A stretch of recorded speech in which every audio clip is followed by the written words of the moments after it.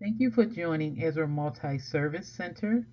We're going to talk about budgeting during a crisis, and specifically, we're going to talk about budgeting during COVID-19.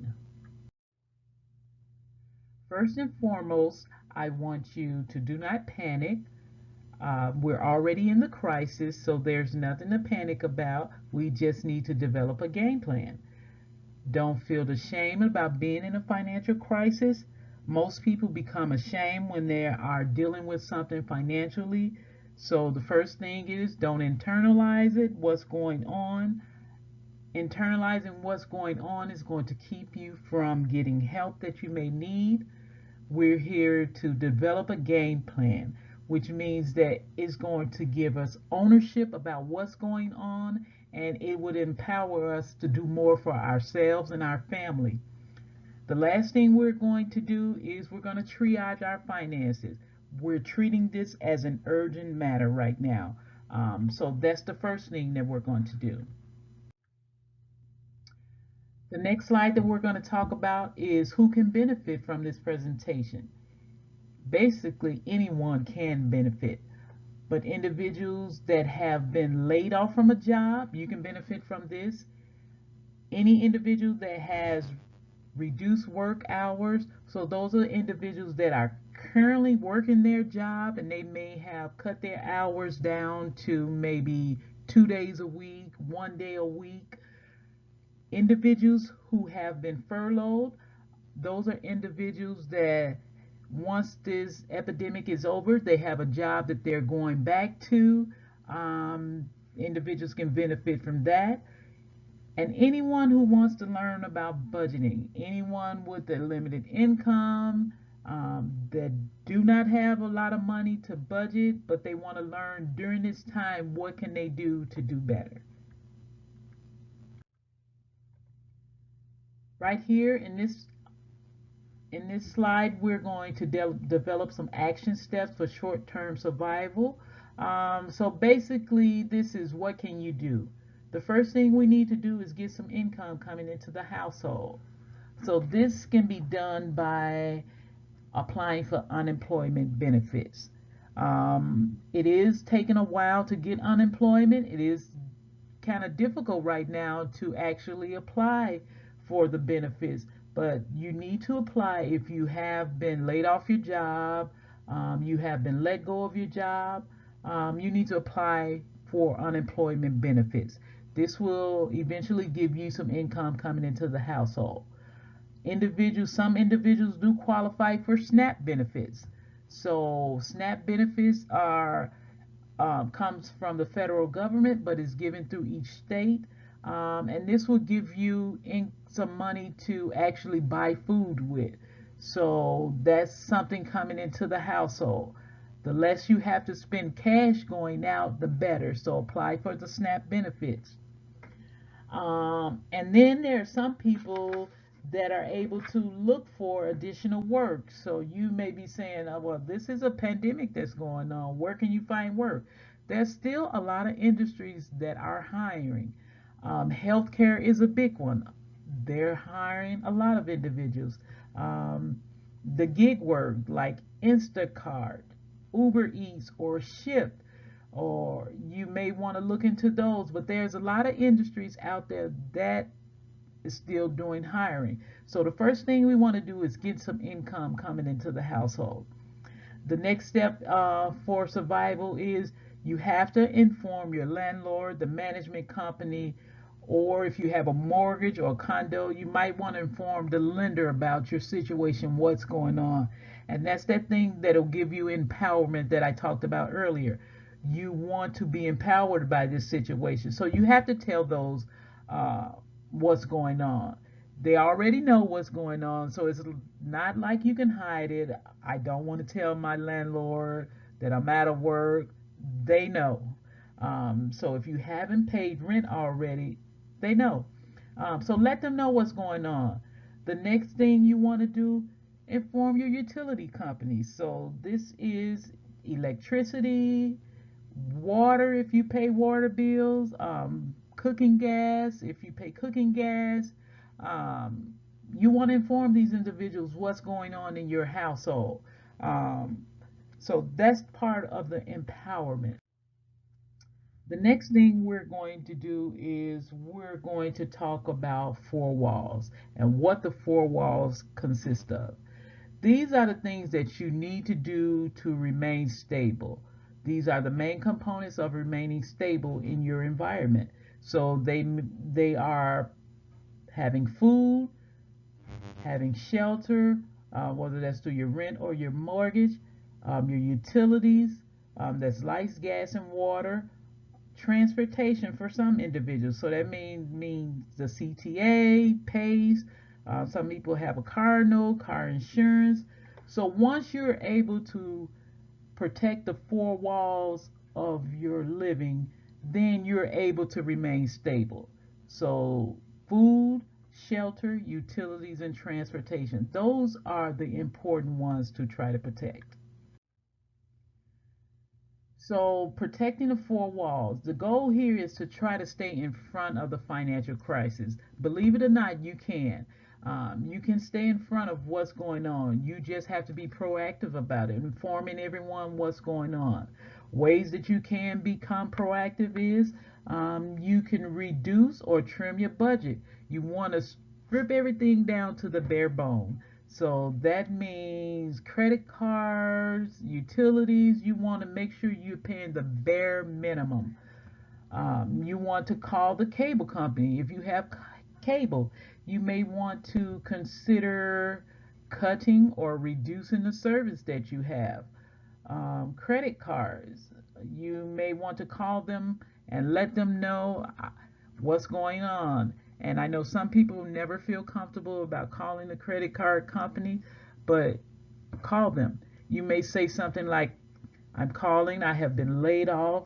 I am only to pay $10 a month, or that may be $20 a month, whatever your case may be. But you have to call and let them know what's going on. Most credit card places are working with individuals to try and reduce their payments. So give them a call. You may want to call any lender that you have for any type of loan, whether that be student loan, car loan, furniture loan, any place that you think you have a loan with, you want to give them a call and let them know what's going on. And you're looking to try to get the lowest possible payment.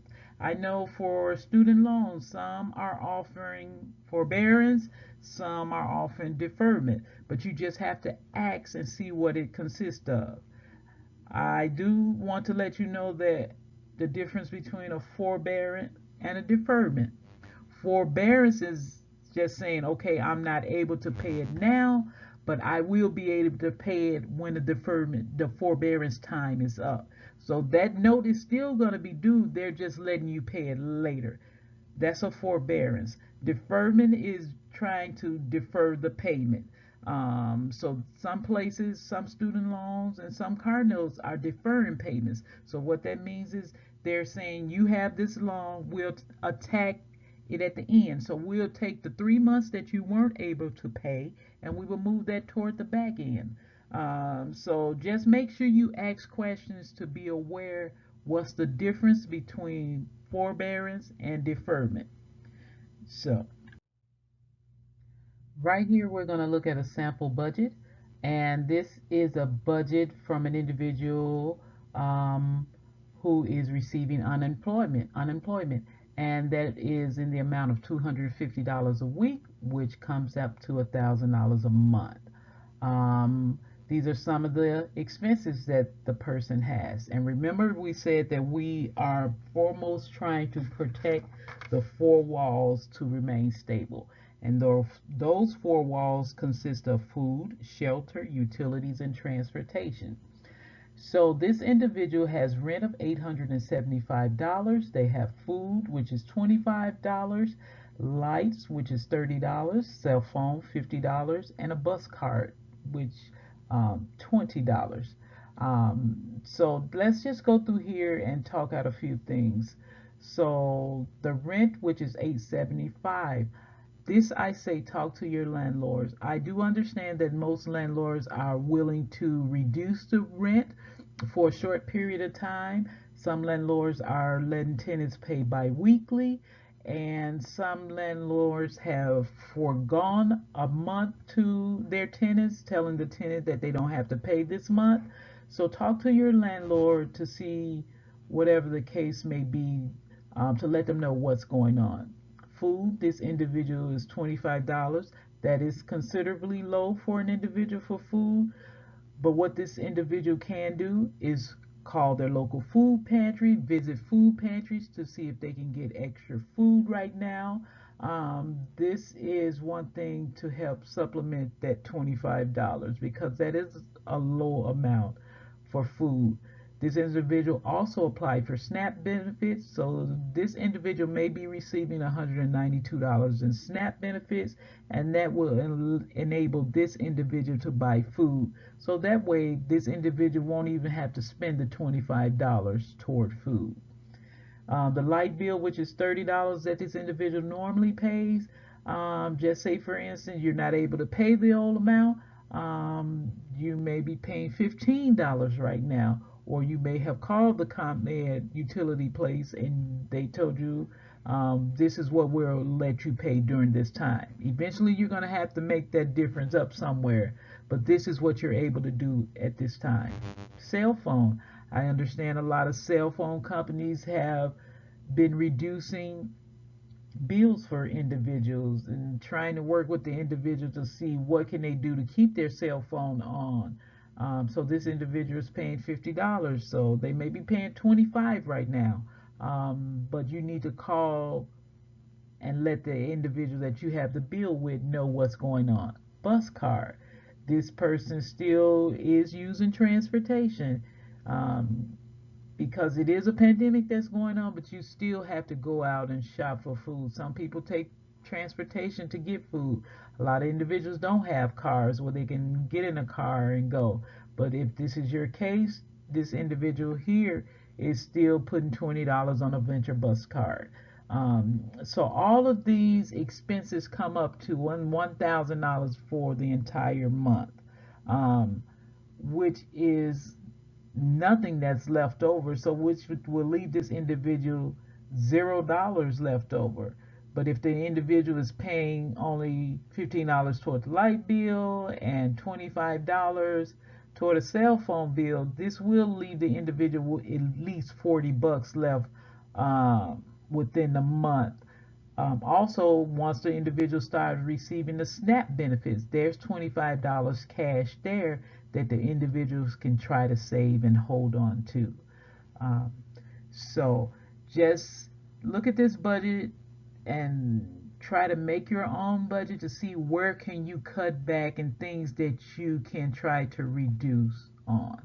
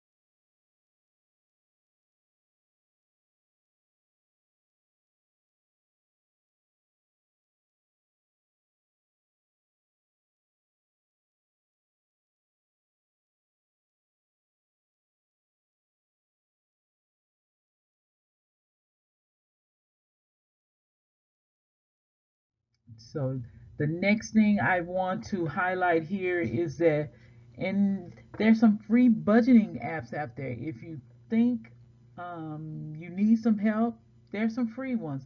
One I recommend is Every Dollar. And you can go to the website and they have a free app that you can use, and if you want it you can hook it to your bank account, and it updates daily. It'll update from your bank account and you can drag the items to the budget.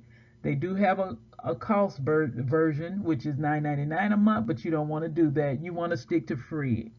I'm an advocate of anything that's going to help me that is free.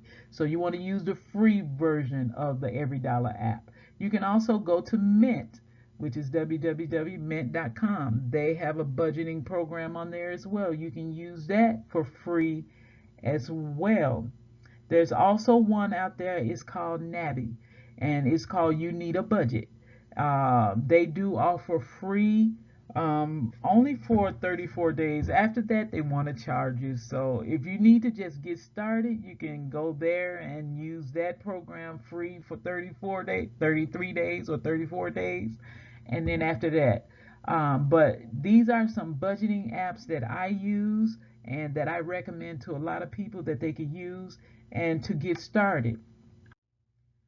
So the next thing, these are just talks about what EZRA does. If you think that you may need our services, these are some of the things that we do. We are in Uptown, and these are some of the requirements that you have to live in the zip code. So if you think you need our services, just give us a call. Um, right now. We're in the office a couple days a week, but we will get back in touch with you as soon as we're able. So if you think you need our help, give us a call. So here lastly, we're going to wrap everything up and give you some other resources.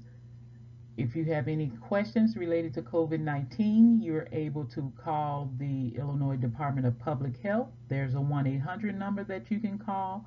Also, you're able to call the City of Chicago Department of Public Health to get information as well.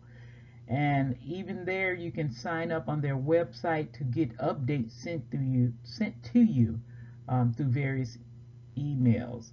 Um, so if you think you need EZRA services, please give us a call and we'll be try to be of some type of help to you. Thank you and be safe.